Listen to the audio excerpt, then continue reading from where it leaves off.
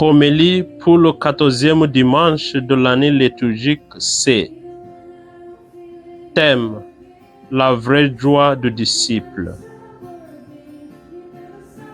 Le mot évangile de son étymologie grecque évangélion signifie bonne nouvelle.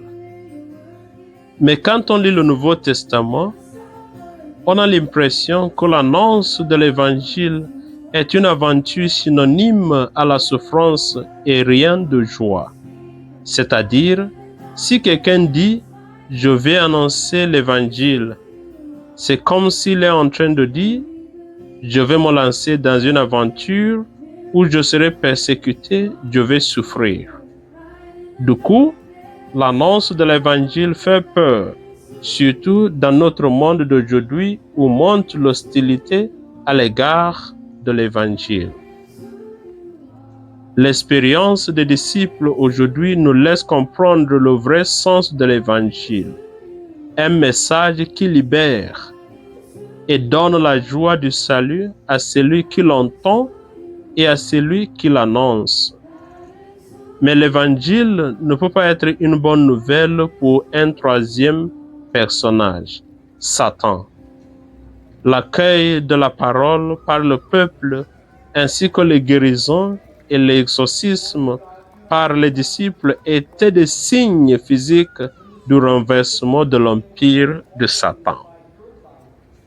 Saint Eugène de Mazenod, fondateur des Oblats de Marie Immaculée, disait: il faut mettre tout en œuvre pour étendre l'empire du Sauveur, détruire celui de l'enfer.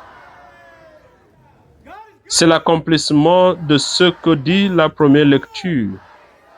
Le Seigneur a fait reconnaître sa puissance à ses serviteurs.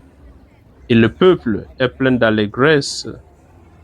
La joie des disciples traduit aussi la joie du peuple vers qui ils ont été envoyés. Oui, par notre baptême, nous sommes devenus, nous aussi, les disciples de Jésus. D'abord, le disciple est surtout celui qui a les corps de Jésus.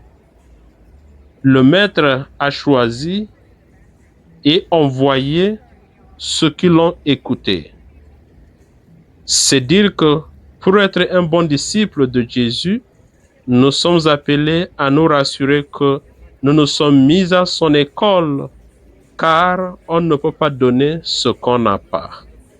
Ensuite, le disciple n'est pas un éternel bébé aux pieds de Jésus. Il doit aussi annoncer l'évangile.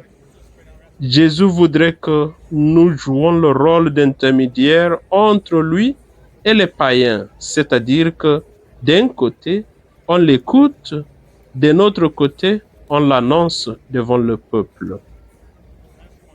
La joie des disciples aujourd'hui n'est pas matérielle, car ils n'avaient ni sac, ni sandales, ni argent. Ils se réjouissaient d'avoir accompli des exploits spirituels. Ils étaient contents parce que leur confiance en Jésus avait porté du fruit. C'est Paul qui le précise dans la deuxième lecture. Que la croix de notre Seigneur Jésus-Christ reste mon seul orgueil. C'est une profession de foi. C'est une manière de dire que sa confiance en Jésus crucifié ne l'a jamais déçu. C'est ce qui doit être la joie de tout disciple. C'est en fait cela la foi chrétienne. C'est une phrase qui doit interpeller le chrétien, le missionnaire de l'évangile aujourd'hui. Chers chrétiens, chers missionnaires de l'évangile, chers disciples de Jésus-Christ, il faut redéfinir sa fierté, son orgueil, sa motivation. Est-ce que c'est la croix du Christ? Est-ce que c'est le Christ en moi et moi en lui? Est-ce que c'est d'avoir participé à sa mission, à sa souffrance? C'est à la fin que Jésus nous révèle la conséquence, la récompense de l'avoir obéi, d'avoir participé à sa mission. C'est-à-dire que notre nom est inscrit dans le livre de joie, dans le livre de vie. Par notre manière de vivre aujourd'hui, témoignons-nous vraiment Jésus-Christ? Est-ce que nos noms peuvent se retrouver dans le livre de vie?